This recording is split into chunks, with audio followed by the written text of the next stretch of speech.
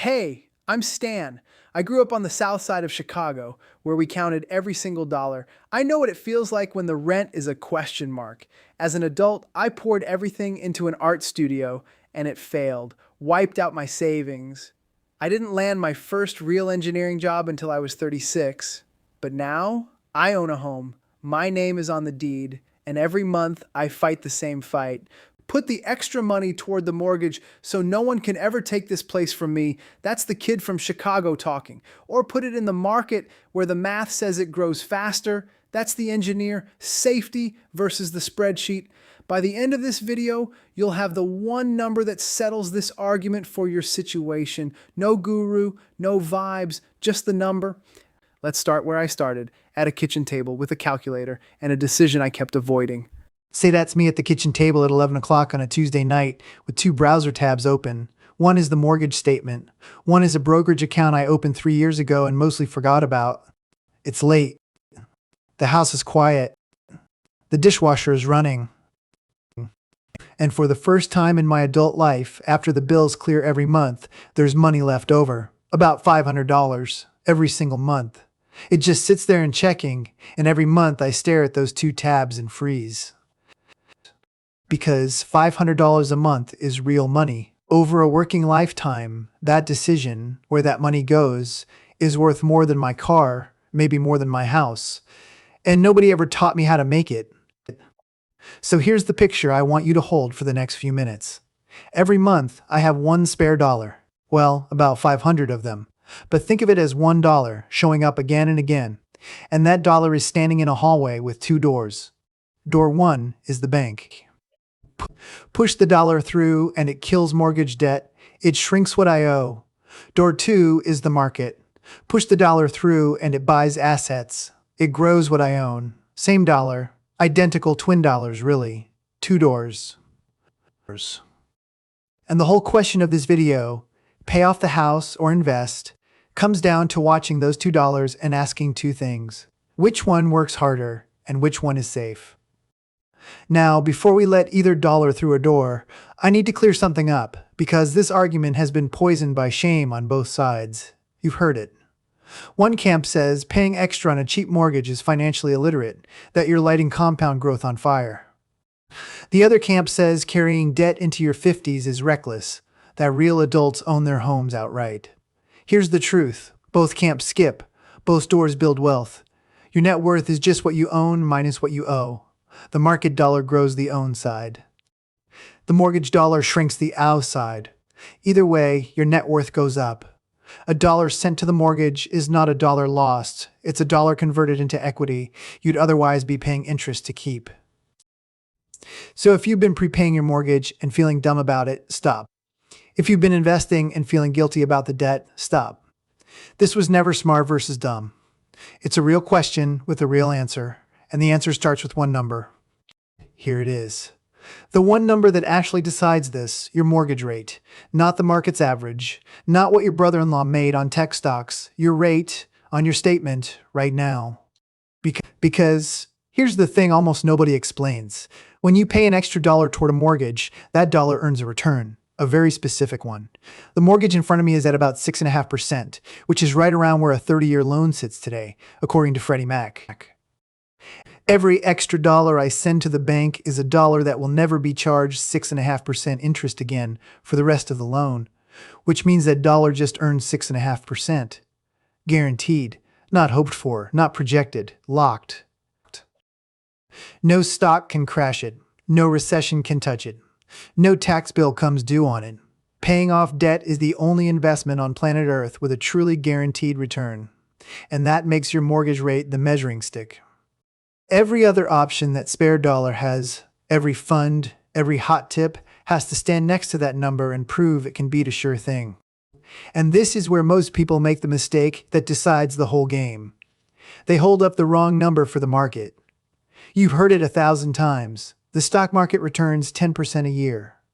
And that's not a lie. Long run, big picture, that's roughly the historical average.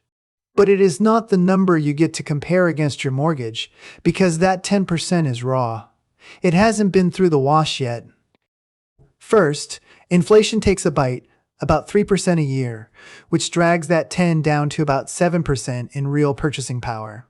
Then remember, it's an average. The market doesn't hand you a tidy return every year like a paycheck. Some years it's up big. Some years it drops so hard you feel it in your chest. Your actual outcome depends on when you buy and whether you hang on through the ugly parts. And eventually, taxes want a piece of the gains too. So when you're being honest, when you're comparing apples to apples against a guaranteed after-tax sleep-through-the-night mortgage return, the fair number for the market is closer to 7 or 8%. Still great. Still the most powerful wealth machine regular people have access to. But it is not 10% easy money. It's 7 or 8% with a stomach drop attached. So now look at that hallway again. Door 1, 6.5% guaranteed. Door 2, maybe 7 or 8% with turbulence. Suddenly, this isn't a blowout. It's a close game. Before we call it, though, we have to bust the myth that keeps half of America from ever considering door 1. Somebody, an uncle, a golf buddy, a loan officer, has told you, never pay off your mortgage early. The interest is a tax write-off. This one refuses to die, so let's kill it properly. Yes, mortgage interest can be deductible, but only if you itemize your deductions. And here's the number that changes everything. About 90% of tax filers don't itemize. They take the standard deduction, which for a married couple is about $32,000, no receipts required. Walk through it with real numbers. Say a couple pays $14,000 a year in mortgage interest. They add up everything they could itemize, the interest, state taxes, donations, and it comes to $20,000. The IRS says, nice list, but we'll just hand you the $32,000 standard deduction instead because it's bigger, which means their mortgage interest changed their tax bill by exactly nothing. Zero. They'd have gotten that $32,000 with no mortgage at all. So unless your itemized deductions actually clear that bar, and for 9 out of 10 households, they don't, there is no discount. Your rate is your rate. 6.5% means 6.5%. The write-off isn't writing off anything. Okay, 2 doors, honest numbers on both. I'm leaning in. But here's where I have to stop myself, because before that spare dollar goes through either door, there's a shortcut in this hallway that embarrasses both of them. It's the match. If your job offers a workplace retirement match and you aren't taking all of it, this entire debate is premature. The average employer match runs about 4.5% to 5% of your pay. A typical setup goes like this. Put in 6% of your paycheck, and your employer adds 50% of that on top. Stop and do that math. You contribute $1, they hand you 50 cents. That is an instant, guaranteed 50% return before your money has done anything at all. Your mortgage pays 6.5%. The market might pay 7 or 8. The match pays 50, guaranteed. On day 1, skipping free matching money so you can prepay a 6% mortgage is like stepping over $100 bills to pick up quarters. And while we're setting the order of operations, same logic torches credit card debt. If you're carrying a balance at 20% or more, that's a fire, not a door. Put it out first, because no mortgage payoff and no realistic market return beats a guaranteed 20%. And build a real emergency fund, a few months of breathing room in plain cash. So the sequence is, grab every dime of the match, kill the toxic debt, stock the emergency fund. Then, and only then, you're standing in the hallway with a real choice. So let's finally give you the decision rule. Take your mortgage rate off your statement and hold it up against that honest market number, the 7 or 8%. 3 zones.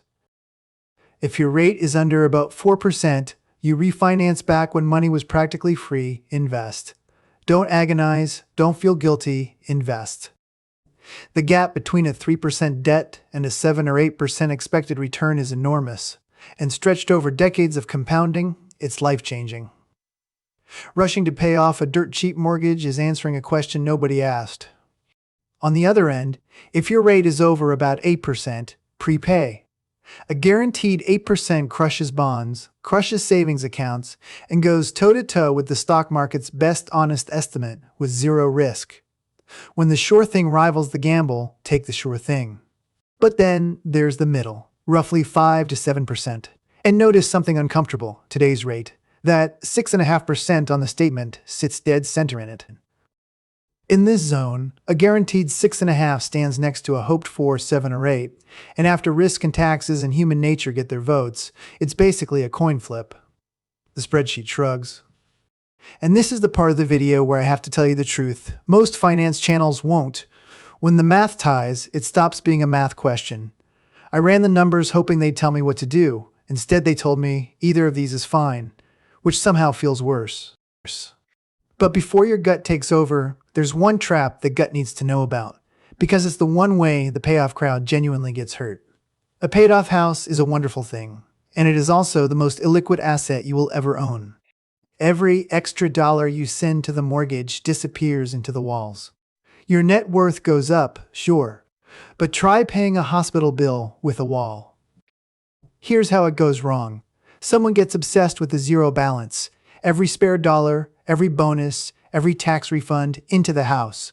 Emergency fund? Thin. Investments? Later. Then the layoff comes, or the transmission dies, or the diagnosis lands. And all that wealth they built is sitting right there, and they can't touch it. The bank does not mail your equity back because you had a bad month.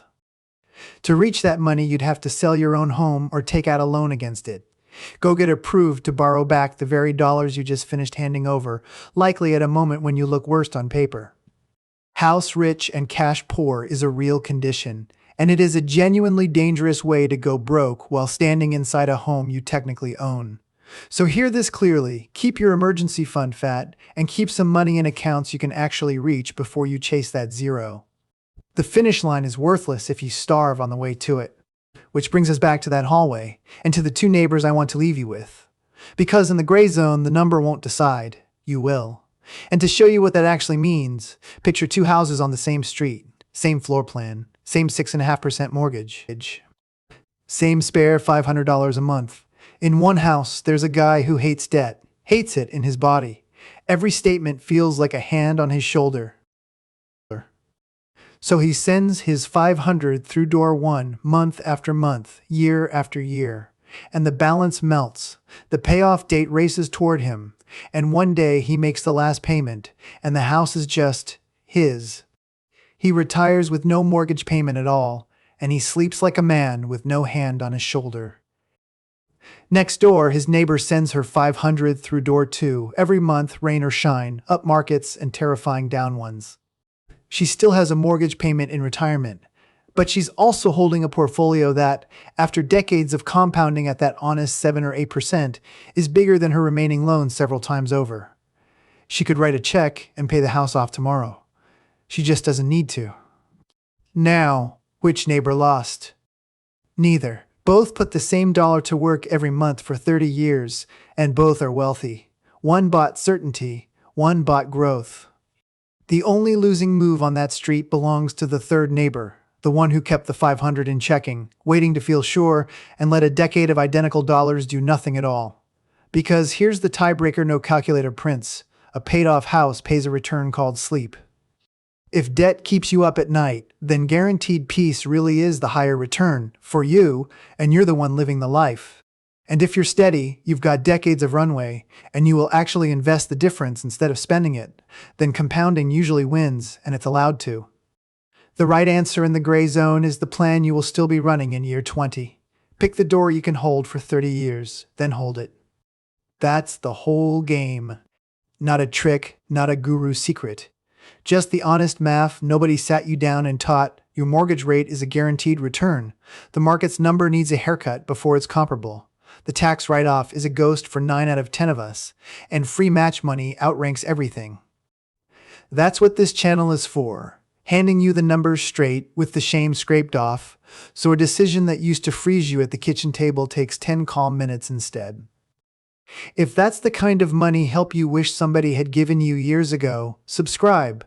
There's a lot more where this came from, and it's all built the same way. But don't do it for me. Do the thing.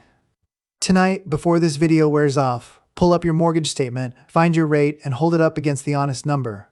One of your dollars is standing in that hallway right now. Go tell it which door. Before you go, here's the whole decision in one breath.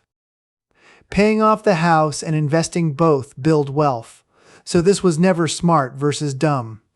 It's which dollar works harder and which one is safe. Your mortgage rate is the one number. Paying it down is a guaranteed, tax-free return equal to that rate, about 6.5% right now. The market's famous 10% is really about 7% after inflation, and none of it is guaranteed. And since about 90% of people take the standard deduction, most folks get no tax break for their mortgage at all. So grab your employer match first, that's free money. Then hold your rate up against the honest number. Under about 4%, invest. Over about 8%, pay it down. In the messy middle where we are today, the math is nearly a tie. So pick the door you can actually sleep with. And before you close this, if this put honest numbers on something you'd only been feeling, hit the like button. It tells me to make more of these. Subscribe if you want the next one to find you, because nobody hands you this math for free. Then settle something for me in the comments. A guy pays off a 3% mortgage. Every spreadsheet on earth says he lost money. He says he sleeps like a baby. Who's right? I read them.